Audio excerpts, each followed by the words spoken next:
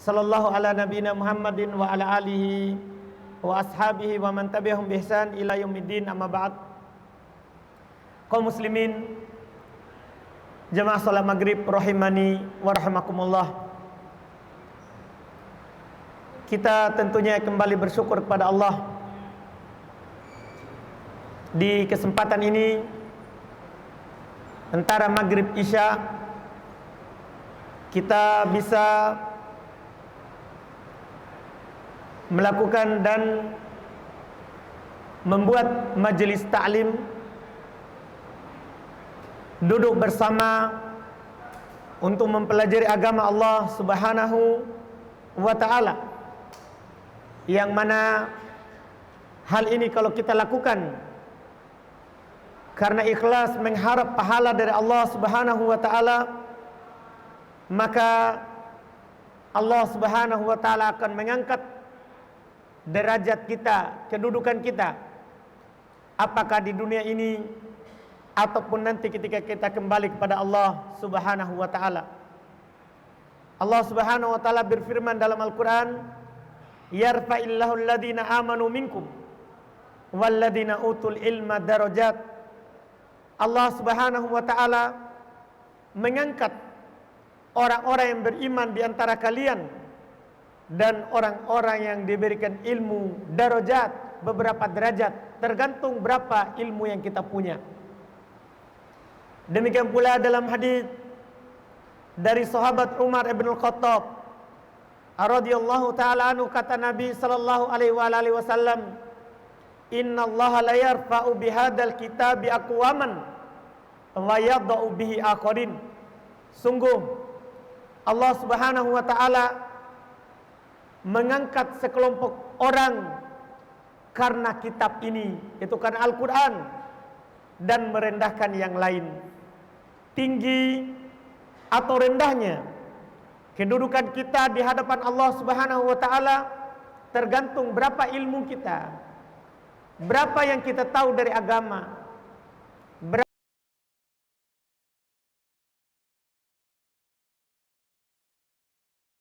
sallallahu alaihi wa ala alihi wasallam. Itulah yang bisa mengangkat kita. Maka suatu kebahagiaan bagi seorang muslim ketika Allah Subhanahu wa ta'ala membukakan untuk mereka majelis ilmu, kajian yang membahas ayat-ayat Allah, demikian pula membahas hadis dari hadis Nabi sallallahu alaihi wa ala alihi wasallam. Di kesempatan ini kita melanjutkan lagi kajian kitab Sahih Adabul Mufrad. Kita lanjut lagi pembahasan kitab Sahih Adabul Mufrad yang dikumpulkan dan ditulis oleh Al-Imam Al-Bukhari rahimahullahu ta'ala, dan kita bahas yang sahihnya berdasarkan yang dihukumi oleh Asy-Syaikh Al-Albani rahimahullahu ta'ala. Di pertemuan sebelum ini, sebelum kita libur, kita membahas terkait dengan adab terhadap ibu. Belum beri judul dengan bab birrul bab berbuat baik kepada ibu. Di malam hari ini kita akan melanjutkan dengan bab berikutnya, yaitu terkait dengan adab bersama bapak, ayah kita, ya, orang tua laki-laki kita. Kata beliau bab birril ab, bab berbuat baik kepada bapak. Kita Masya Allah di bab sebelumnya telah menyebutkan bagaimana besarnya itu hak ibu. Wajibnya kita taat kepada ibu kita.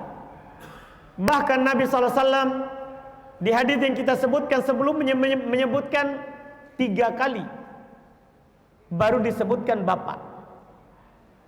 Di pertemuan ini Masya Allah kita akan membaca dan mendengarkan hadis terkait dengan orang tua kita, ayah kita, bapak kita. Kata beliau rahimahullah, beliau bawakan hadis dengan sanad, haddatsana Sulaiman ibn Harb qala haddatsana Wahib ibn Khalid ani bin Shubramah qala sami'tu Aba Zur'ah an Abi Hurairah radhiyallahu taala anhu qala qila ya Rasulullah man abar qala ummuk qala thumma man qala ummuk qala thumma man qala ummuk qala thumma man qala abak. Ini sudah juga disampaikan sebelumnya, cuman belum sebutkan juga karena ada perkataan bapak. Kata beliau dengan sanadnya telah menceritakan kepada kami Sulaiman ibn Harb. Kita tidak membaca sejarah dan nama lengkap dari rawinya ya, karena akan panjang pembahasannya. Jadi kita hanya sebutkan namanya saja. Telah menceritakan kepada kami Sulaiman ibn Harb. Dia berkata telah menceritakan kepada kami Wahib ibn Khalid dari Ibnu Shubrumah. Dia berkata saya mendengar Abu Zur'ah dari Abu Hurairah radhiyallahu taala anhu, beliau berkata Rasulullah sallallahu alaihi wasallam ditanya, "Man abar?" Siapa yang harus saya berbuat baik kepadanya? Qal, kata Nabi, ummuk, ibumu. Jadi dia bertanya, saya mau berbuat baik, mau melakukan kebaikan terkait dengan manusia di sekitar saya. Siapa yang paling utama saya berbuat baik kepadanya? Kata Nabi, ibumu. Tsumma man? Kemudian dia bilang lagi, kemudian setelah itu siapa? Qala ummuk. Nabi berkata tetap ibumu. Qala tsumma man? Kemudian siapa? Qala ummuk, 3 kali. Kemudian ibumu. Qala tsumma man? Kemudian setelah itu siapa lagi? Qala abak. Nabi berkata bapakmu. Bapakmu. Hadis ini kembali menunjukkan kepada kita tentunya termasuk orang yang berhak kita berbuat baik kepadanya adalah bapak kita, walaupun tidak sama dengan ibu. Kedudukan bapak tidak sama dengan ibu, karena kami sudah menyinggung sebelumnya bahwa al-jaza min jinsil amal. Balasan itu tergantung amalan. Kita sudah tahu bersama bagaimana capeknya ibu ketika mengandung kita, ketika melahirkan kita, bahkan ketika kita lahir. Bapak itu satu saja tanggungannya, yaitu bagaimana dia memberikan nafkah, uang belanja dan kebutuhan kepada ibu kita dan kepada kita. Makanya ibu 3 kali kita sudah sebutkan kesusahannya saat ngidam, saat melahirkan, saat menyusui. Ini 3 kali. Makanya ditanya, siapa yang berhak saya berbuat baik kepadanya? Ibumu. Siapa lagi? Ibumu. Siapa lagi? Ibumu. Setelah itu siapa lagi? Bapakmu. Jadi bapak itu adalah kali keempat. Makanya kata para ulama, bapak itu salah satu arba'. Ya, 3/4 kalau dibandingkan perbuatan baik kepada ibu. Ibu lebih besar. Ibu lebih besar haknya. Tapi yang jelas ini menunjukkan wajibnya juga kita berbuat baik kepada bapak kita. Wajibnya kita berbuat baik kepada bapak kita. Tentunya nanti kita hanya bisa berbuat baik kalau yang ma'ruf, kalau yang baik. Adapun yang tidak baik tentunya tidak, karena ada hadis dari Nabi SAW, la ta'ata li makhlukin fi ma'siyatil khaliq. Tidak ada ketaatan terhadap makhluk kalau bermaksiat kepada Allah. Artinya kalau bapak kita mengajak kita kepada kebaikan, taat. Tapi kalau mengajak kita kepada dosa dan maksiat, tidak ada ketaatan kepada bapak. kalau dalam rangka bermaksiat kepada Allah Subhanahu wa taala. Demikian pula hadis yang kedua yang beliau sebutkan. Masih sama kandungannya. Hanya saja ada sedikit perbedaan lafaz. Nabi sampai mengulang untuk ibu 4 kali baru bapak.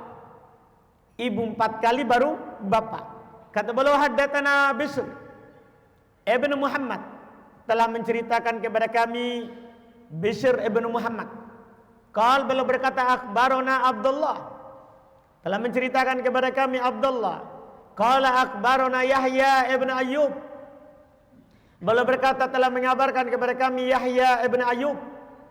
Dia berkata haddatsana Abu Zur'ah, telah menceritakan kepada kami Abu Zur'ah an Abi Hurairah radhiyallahu anhu, dari Abu Hurairah radhiyallahu taala anhu, ata rajulun nabiyallah, ada seorang lelaki datang kepada Nabi Allah, yaitu Nabi kita Muhammad sallallahu alaihi wasallam. Faqala, dia berkata, ma ta'muruni, dia tanya kepada Nabi, Masya Allah, apa yang kamu perintahkan kepadaku? Itu dia bilang kepada Nabi. Faqal, kata Nabi kepadanya, birra ummak, saya memerintahkan kepadamu untuk berbuat baik kepada ibumu. Summa ada, kemudian orang itu ulang lagi, ma ta'muruni, apa yang kamu perintahkan kepadaku? Summa faqala birra ummak, kata Nabi pada kali yang kedua, berbuat baik kepada ibumu. Faqala summa ada, kemudian dia ulang lagi, masih sama, dia bilang ma ta'muruni, apa yang kamu perintahkan kepadaku? Kata Nabi, birra ummak. Summa ada rabi'ah, katanya berbuat baik pada ibumu. Kemudian belum ulang keempat, dia ulang yang keempat, faqala birra abak, berbuat baiklah kepada bapakmu. Sama, dua hadis ini masih sama, menunjukkan bahwa setelah kita kewajiban dalam mentaati dan menyembah Allah, kewajiban setelahnya adalah berbuat baik kepada kedua orang tua. Mungkin kita sudah lupa ayat, kembali kami ingatkan, Allah Subhanahu wa taala wasiatkan kepada kita semuanya sebagai seorang anak. Kata Allah, wa wassaynal insana biwalidayhi ihsana, kami wasiatkan, kami ingatkan kepada seorang terhadap kedua orang tuanya, hendaklah dia berbuat baik. Ini wasiat Allah. Bahkan ini adalah perintah Allah setelah perintah beribadah kepadanya. Itu kami ingatkan kembali ayat dalam surat An-Nisa. Kata Allah, wa'budullaha wa la tusyriku bihi syai'a wa bil walidaini ihsana. Kata Allah, sembahlah Allah, beribadahlah hanya kepada Allah, solat hanya kepada Allah, doa hanya untuk Allah, bertawakal hanya kepada Allah, meminta pertolongan dan bantuan hanya kepada Allah, mengeluhkan kesusahan kita hanya kepada Allah. Itu namanya sembahlah Allah. Wala tusyriku bihi syai'a, jangan kamu menduakan Allah dengan sesuatu apapun. Jangan pernah kamu solat karena selain Allah, doa kepada selain Allah, meminta tolong kepada selain Allah, mengeluhkan kesusahannya kepada selain Allah. Jangan. Itu kata Allah. Kemudian setelah itu, wabil walidaini ihsana, dan berbuat baiklah kepada kedua orang tuamu. Jadi setelah perintah beribadah kepada Allah, itu adalah berbuat baik kepada kedua orang tua. Berbuat baik kepada kedua orang tua kalau masih hidup, ya kita berbuat baik kepadanya, kita melayaninya, kita memberikan seluruh apa yang dia butuhkan, ya, dan yang dibutuhkan oleh kedua orang tua kita. Kalau sudah meninggal, kita berbuat baik kepada teman-temannya, kita sedekahkan atas namanya, kita tentunya mendoakannya, tidak pernah putus, tidak pernah lupa mendoakannya. Itu dengan doa yang diajarkan dalam Al-Quran. Apa doanya? Siapa yang tahu? Doa untuk orang tua? Hah? Apa? Rabbik firli wali walidayya warhamhuma kama rabbayani shogiro. Ini tidak boleh putus. Karena inilah yang bermanfaat untuk orang tua kita kalau sudah meninggal. Inilah yang bermanfaat untuk orang tua kita kalau sudah meninggal. Kata Nabi dalam hadits Abu Hurairah, "Idza matal insan in qata'a min amalihi illa salat." Apabila seorang itu meninggal, maka terputus seluruh amalannya kecuali 3. Amalannya putus, tidak ada lagi yang mengalir kepadanya kecuali 3. Ini yang tidak putus. Di antara yang disebutkan oleh Nabi kita Muhammad SAW, waladun solihun yada'ulah, anak soleh yang mendoakannya. Jadi doa kita untuk orang tua kita itu sampai kepada orang tua kita. Itu berguna untuknya di alam kuburnya, yang tidak ada yang menemaninya kecuali amalannya.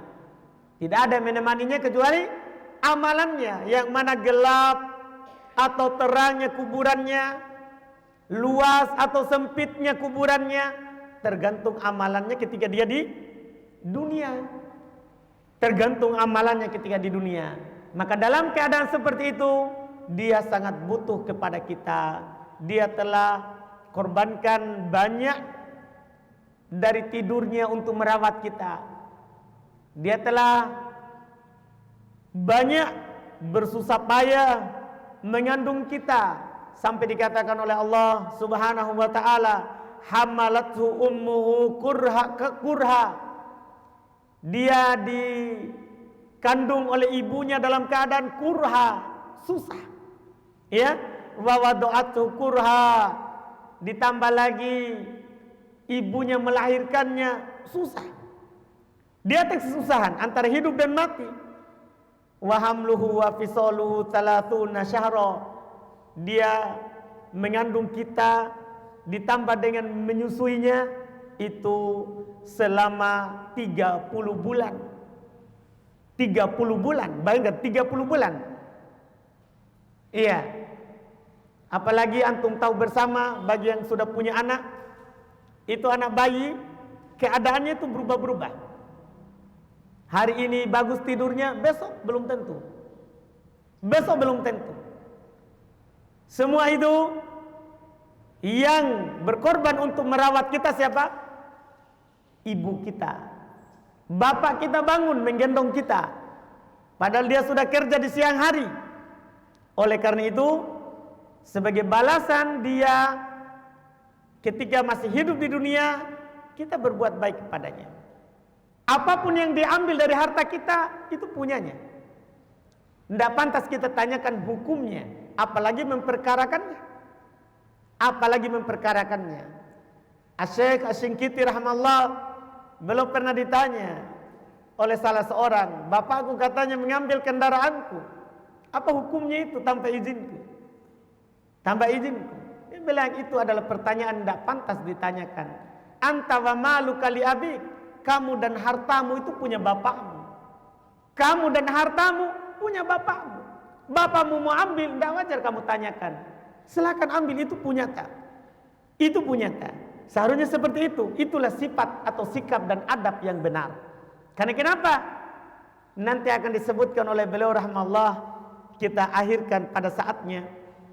Ya, asar dari para sahabat bagaimana masya Allah cara membalas kedua orang tua, dan kapan kita baru dianggap membalas jasa mereka. Kita akhirkan pada saatnya insyaallah di bab jazail walidain, bab membalas kedua orang tua. Sekarang ini kita cuma ingin menyampaikan apa alasannya, kenapa kita harus berbuat baik kepada kedua orang tua. Kenapa setelah hak Allah, kewajibannya yang kedua adalah berbuat baik kepada orang tua kita? Apa alasannya? Itulah sedikit yang kami sebutkan tadi. Ya, yang kami sebutkan tadi. Kemudian kata beliau rahimahullah, yang terakhir untuk pertemuan kita sekarang ini, babulinil kalami liwalidayh, termasuk berbuat baik kepada kedua orang tua adalah kata beliau bab linil kalam, bab melembutkan ucapan kepada kedua orang tua, tidak membentaknya, tidak mengatakan iya. Ini di antara bentuk apa? Perbuatan baik. Beliau sebutkan di sini dua asar, belum bawakan dengan sanadnya.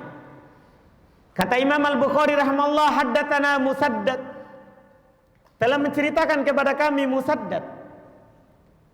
Qala, beliau berkata, haddatsana Ismail ibn Ibrahim, telah menceritakan kepada kami Ismail ibn Ibrahim. Qala haddatsana Ziyad ibn Mikhraq, telah menceritakan kepada kami Ziyad ibn Mikhraq. Qala, dia berkata, haddatsani Toisalah ibn Mayyas, menceritakan kepadaku Toisalah ibn Mayyas. Qala, dia berkata, kuntu ma'an najadat fa asabtu dzunuban la aroha illa minal kabair. Saya dulu bersama an-najadat, maka saya jatuh dalam dosa. Saya tidak melihat dosa itu kecuali termasuk dosa besar. Artinya dia mau bilang, ceritakan bahwa saya jatuh dalam dosa besar. Pada dasarnya menceritakan dosa yang pernah kita lakukan tidak boleh. Tidak boleh. Karena Nabi SAW bersabda dalam hadits Anas, kullu ummati mu'afa illal mujahirin. Seluruh umatku itu dimaafkan. Dosa apapun yang kita lakukan itu diampuni, kecuali yang terang-terangan. Maksudnya apa? Terang-terangan itu tadi malam dia berbuat dosa, besoknya diceritakan, oh tadi malam saya lakukan ini. Itu tidak dimaafkan. Jadi pada dasarnya dosa harus disembunyikan. Tapi ada keadaan boleh kita menceritakan yang kita pernah lakukan. Di antaranya adalah ketika kita bertanya, apa hukumnya ini? Saya jatuh dalam perkara ini, apa hukumnya? Ini di antara dalil yang menunjukkan bolehnya, walaupun itu adalah dosa. Jadi dia melihat bahwasanya dia telah jatuh dalam dosa besar. Fadzakartu dzalika li Ibnu Umar. Saya pun menyebutkan hal tersebut kepada Abdullah ibn Umar, anaknya Umar ibn Khattab, khalifah yang kedua, ipar dari Nabi kita Muhammad sallallahu alaihi wasallam. Maka Ibnu Umar bilang, mahi, apa itu dosanya yang kamu lakukan? Kenapa kamu mengatakan itu dosa besar? Qultu kada wa kada. Saya bilang saya melakukan ini demikian dan demikian. Dia ceritakan maksudnya dosanya. Qala laisat hadhihi minal kabair. Itu bukan dosa besar yang kamu ceritakan itu. Yang kamu ceritakan bukan dosa besar. Hunna tis'un. Dosa besar itu ada 7. Dosa besar itu ada 7. Iya. Al-isyraku billah 1. Menduakan Allah. Berdoa kepada Allah tapi juga kepada kuburan. Itu syirik namanya. Itu menduakan Allah namanya. Salat karena Allah tapi juga ingin dilihat oleh orang. Mau juga dilihat. Jadi dia salat supaya dilihat, orang katakan, Masya Allah bagusnya salatnya. Iya. Itu niatnya. Ini namanya dia menduakan Allah. Ingin pahala dari Allah, juga ingin dipuji oleh orang.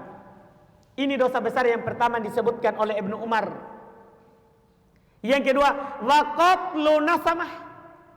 Termasuk dosa besar adalah membunuh jiwa yang diharamkan oleh Allah Subhanahu wa taala. Yang kedua, yang ketiga, wal firar minaz zahfi. Lari dari perang. Sudah berhadapan dengan musuh, dia lari. Itu dosa besar. Ya. Waqatul muhsanah. Yang diantaranya dosa besar adalah menuduh perempuan terhormat berzina. Perempuan terhormat, tapi dia bilang dia telah berzina. Pezina itu. Padahal perempuan itu adalah perempuan apa? Terhormat, tidak jatuh dalam zina. Itu termasuk dosa besar, menuduhnya. Kemudian wa aklu riba, termasuk dosa besar adalah makan riba. Wa aklu malil yatim, termasuk dosa besar adalah makan harta anak yatim. Kemudian beliau bilang wa ilhadun fil masjid, melakukan kejahatan di masjid. Kejahatan di sini maksudnya apakah kejahatan perkara dunia atau kejahatan berupa perkara-perkara bid'ah yang tidak dicontohkan oleh Nabi sallallahu alaihi wasallam. Itu namanya kejahatan dalam masjid. Itu dosa besar. Orang yang melakukan dosa dalam masjid itu besar. Dosa besar. Karena kata Nabi sallallahu alaihi wasallam terkait dengan masjid, itu liqiraatil Quran wa dzikrillahi. Masjid itu untuk baca Al-Quran dan mengingat Allah. Walladhi yastaskhir, termasuk dosa besar adalah orang yang selalu mengolok-olok, mengejek-ejek. Dia lihat orang pakai jenggot, woi kambing lewat, dosa besar. Dia lihat orang celananya naik sedikit di atas mata kaki, woi kebanjiran, dosa besar. Karena mengejek syariat Allah, karena berjenggot syariat. Kalau kita tidak mampu lakukan, itu urusannya sama Allah, itu urusan kita sama Allah. Tapi jangan mengejek orang lain, karena itu jadi lain ceritanya. Kalau ada perintah kita tidak mampu lakukan, maka urusan kita antara kita dan Allah. Adapun kalau kita mengejek orang lain, itu bahaya kedua. Hati-hati. Kalau tidak mampu, diam saja. Yang penting sudah sampai dalil kepada kita. Masalah melakukannya sesuai kemampuan. Karena la wajiba illa ma'al istita'ah. Tidak ada kewajiban kecuali harus ada kemampuan. Tidak ada kewajiban kecuali harus ada kemampuan. Jadi masalah tidak mampu diam. Jangan mengejek orang lain. Jangan mengolok-olok orang lain, karena itu dosa besar jadinya. Wa bukaul walidaini minal uquq, membuat nangis kedua orang tua itu dosa besar. Antum menjadi sebab kedua orang tua antum menangis, atau ayah antum atau ibu antum menangis, minal uquq, kata Ibnu Umar, itu termasuk dosa besar. Hati-hati. Qala li Ibnu Umar, berkata kepadaku Ibnu Umar, atafrukun nar wa tuhibbu an tadkhulal jannah, apakah kamu ingin terhindar dari neraka dan mau masuk surga? Orang itu bilang, "Iya wallah, iya saya mau. Saya tidak mau masuk neraka dan ingin masuk surga." Qala, kata Ibnu Umar kepadanya, "Ahayyun waliduk?" Apakah orang tuamu masih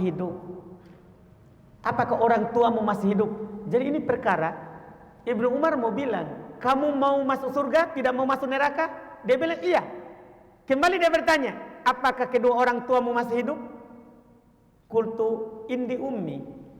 Saya bilang, kata beliau, sisa ibu. Bapak tidak, sudah tidak ada. Kata Ibnu Umar kepadanya, fa wallahi lau alanta lahal kalam wa at'amtaha ta'am la tadkhulannal jannata majtanabtal kaba'ir. Kata Ibnu Umar, demi Allah, ini menunjukkan pentingnya dia bersumpah, demi Allah, kalau kamu melembutkan ucapanmu kepadanya, melembutkan ini tergantung daerah. Karena ada sebagian orang ya dianggap lembut walaupun dia keras. Mama, itu lembut juga itu namanya. Jadi kembali ke mana? Ke uruf, ke kebiasaan masyarakat. Apa dikatakan melembutkan kalam, ucapan? Iya. Jadi katanya, demi Allah, kalau kamu melembutkan ucapanmu kepada ibumu dan memberi makan kepada ibumu, artinya kita biayai, kehidupannya. La tadkhulannal jannata majtanabtal kaba'ir. Sungguh kamu akan masuk surga selama kamu tidak melakukan dosa besar. sungguh kamu masuk surga. Jadi pasti masuk surga kalau kita apa? Berbuat baik kepada orang tua kita. Ini mungkin yang bisa kami baca. Kalau kita baca hadis berikutnya mungkin akan panjang. Baik, kita cukupkan, kita masuk pertanyaan kalau belum habis waktunya. Masih ada ya waktunya? Masih sedikit? Baik.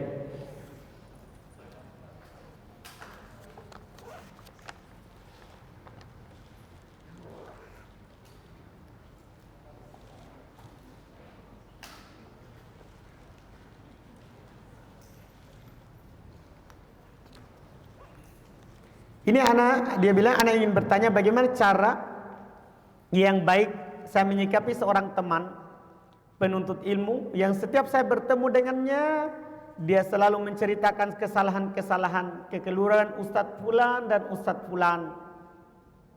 Padahal yang dia ceritakan tersebut adalah salah satu ustadz ahli sunnah di Indonesia. Mohon nasihatnya. Sabar saja. Sabar saja. Doakan hidayah padanya orang seperti itu. Kalau memang tidak bermanfaat, hindari saja. Orang bercerita, isi ceritanya ketemu, pokoknya aib-aibnya orang saja. Padahal dia belum belajar. Belum belajar. Orang seperti itu hindari, jauhi saja. Jauhi saja. Ini ada pertanyaan kedua, bagaimana jika anak atau saudari kami telah meninggal dan tidak mempunyai anak? Amalan apa yang dapat kami lakukan untuk anak atau saudara kami tersebut? Banyak. Kalau dia ada harta peninggalan, maka sedekahkan dia di sedekah jariah. Kan tadi kami cuma sebutkan, kalau meninggal seorang, maka tidak ada yang bermanfaat untuknya kecuali 3. Tadi kami hanya fokus kepada inti pembahasan, yaitu anak soleh yang mendoakannya. Yang kedua, sedekatun jariah. Sedekah yang manfaatnya itu terus mengalir. Jadi kalau tidak punya anak, kemudian kita sedekahkan di sedekah yang terus bermanfaat, bangun masjid, ya sedekah mushaf, atau galikan sumur. Karena pernah Nabi ditanya, sedekah apa yang paling utama untuk yang telah meninggal? Kata Nabi, sukil ma, kamu gali sumur, beri air minum, beri air minum, itu bermanfaat untuknya. Yang jelas sedekah jariah, sedekah yang bermanfaat. Ini yang bisa dilakukan untuknya.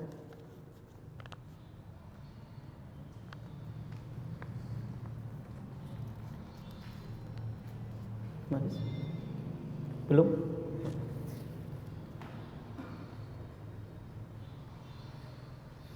Bagaimana cara bersedekah atas nama orang tua yang telah meninggal? Gampang, kita sedekah saja atas nama orang tua kita. Artinya kita yang keluarkan, tapi kita niatkan untuk siapa? Orang tua kita yang telah meninggal. Ya, orang tua kita yang telah meninggal.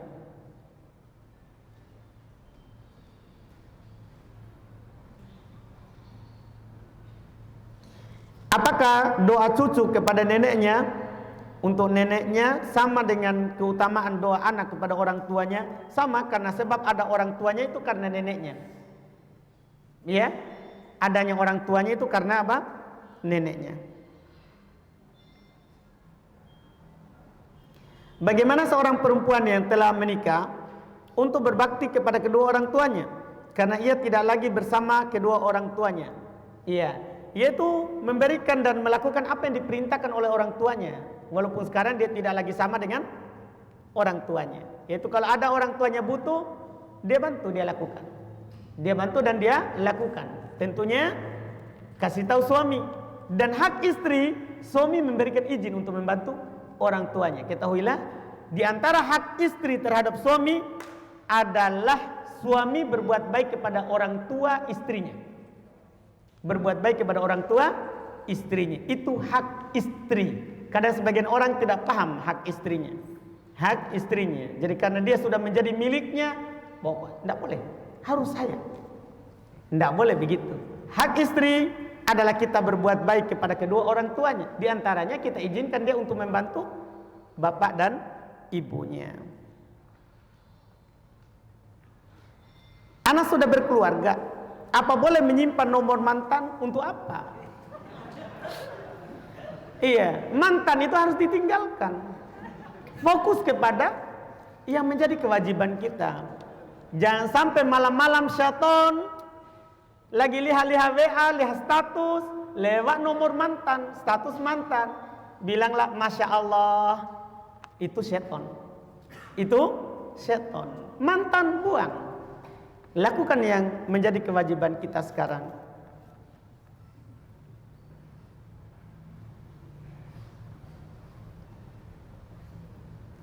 Apakah setan boleh menampakkan dirinya? Bukan boleh mungkin ya, bisa. Kalau dibilang boleh, boleh sesukanya. Kita tidak atur dia. Iya, apakah setan mungkin bisa menampakkan dirinya dan mengganggu manusia? Iya, bisa menampakkan dirinya. Dia bisa menampakkan dirinya dan bisa mengganggu manusia. Dia makhluk seperti kita, cuma dia tercipta dari api. Kita tercipta dari tanah.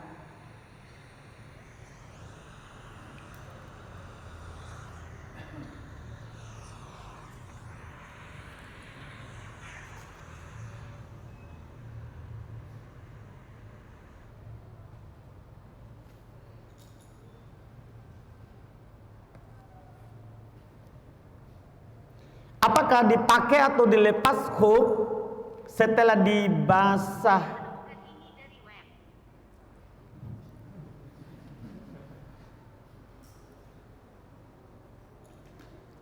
Apakah dilepas atau dipakai khuf setelah dibasuh apabila masuk masjid di saat safar atau mukim? Apabila masuk masjid, untuk zaman ini masjid karpet. Iya, masjid apa? Ada karpetnya. Iya. Kalau kita pakai sepatu masuk, orang akan teriak. Iya, itu namanya kita membuat apa? Fitnah. Betul. Sholat pakai sepatu itu sunnah, boleh. Cuman kita harus melihat keadaan. Makanya difatwakan oleh ulama sekarang seperti Syekh Shalih Al Fauzan, jangan pakai sepatu masuk masjid. Jangan pakai sepatu masuk masjid. Pertama akan terjadi fitnah. Orang akan bertanya-tanya, kenapa itu? Ya, bisa saja kita lagi sholat kita diangkat.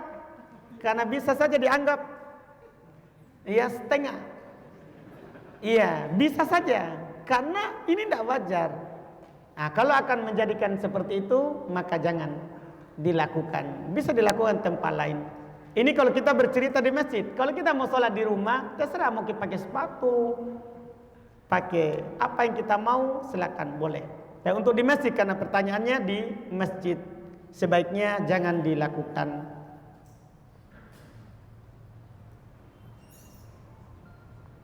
Bagaimana menyikapi orang tua yang seringkali berbohong kepada anak?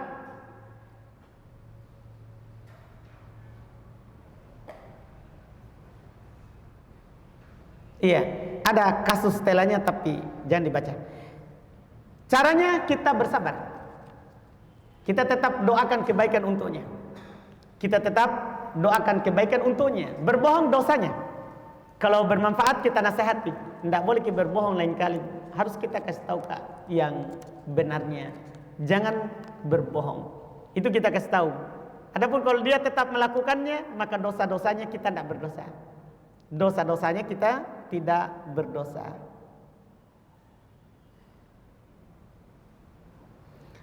Bagaimana cara berbakti kepada orang tua yang tidak suka dibantu? Sebab setiap ingin dibantu beliau selalu menolak. Caranya doakan saja. Kalau kita mau kasih dunia dia tolak, doakan.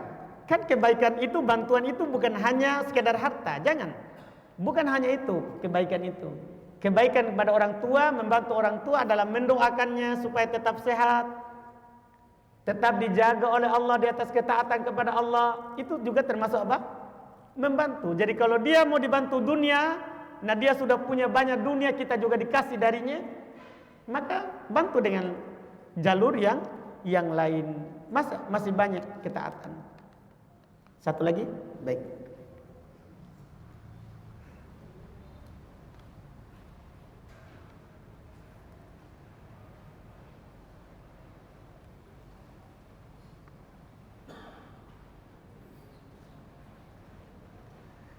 Ibu kami saat sedang sakit dikarenakan